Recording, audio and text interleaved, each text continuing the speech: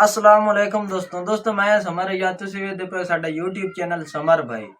ਦੋਸਤੋ ਅੱਜ ਵਾਲੀ ਵੀਡੀਓ ਦੇ ਵਿੱਚ ਇੱਕ CD70 ਮੋਟਰਸਾਈਕਲ ਹੈ, ਉਹਦਾ ਅੱਗੇ ਵਾਲਾ ਜਿਹੜਾ ਨਾ ਟਾਇਰ ਫਰੰਟ ਵੀਲ ਉਹ ਅਸਾਂ ਟਾਇਰ ਟੂਬ ਉਹਦਾ ਚੇਂਜ ਕਰਨਾ ਹੈ ਤੇ ਵੀਡੀਓ ਪੂਰੀ ਵੇਖਣੀ, ਵੀਡੀਓ ਸਕਿਪ ਨਹੀਂ ਕਰਨੀ। ਅਗਰ ਸਾਡੀ ਵੀਡੀਓ ਚੰਗੀ ਲੱਗੇ ਚੈਨਲ ਨੂੰ ਲਾਜ਼ਮੀ ਸਬਸਕ੍ਰਾइब भी करना, लाइक फॉलो भी करना है।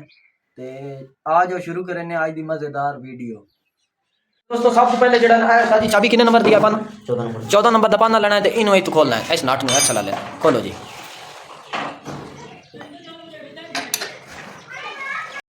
नाट गया खोल दो, एक्सल बाहर कढ़ना है।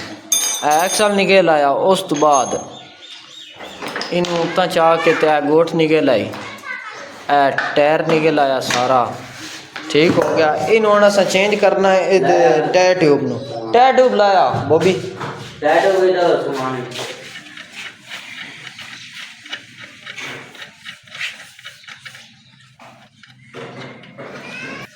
दोस्तों पहले उतों वाला नट खोल लिया तो मुड़ा वाल डाई दे नाल विच वाल काट लिया। ठीक है, ये वाल निकल रहा हूँ। वाल कढ़न तो बाद टायर नू दो लीवर होंदे ने, टायर नू खोलण वाले। ठीक है, ते उन्हां नाल टायर नू खोल लिया। वेख के उस्ताद जी इत्थे दोस्तों आ वाला टायर असां पावना। ये टायर जेड़ा हो गया खराब विचों।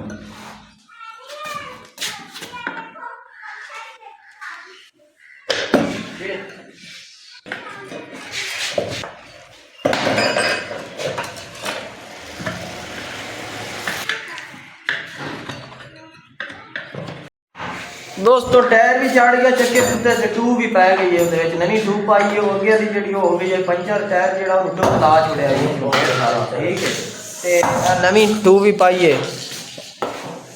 इहदे विच हुण बरेना हवा।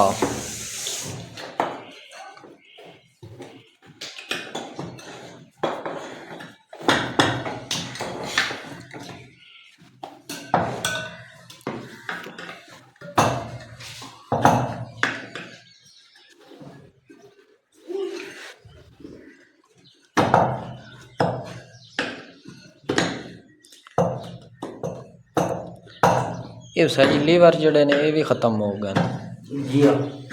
इन्हों का मूँह थोड़ा जहा कोट लियो। ठीक है हैं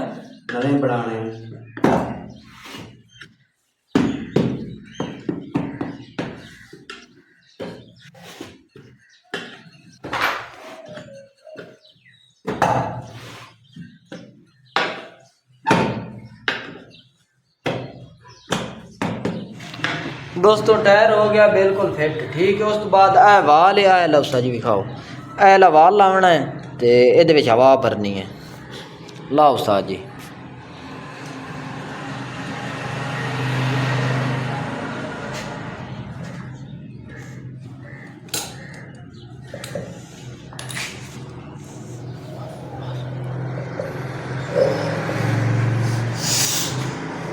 दोस्तों ये हवा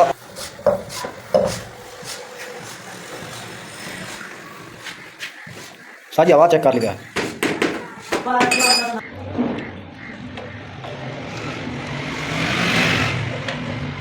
हाँ जी उस्ताद जी दसो खां फिट हो गया। टायर चेक कर रहे हैं, डींगा च पता नहीं फिट बड़ा बेहतरीन।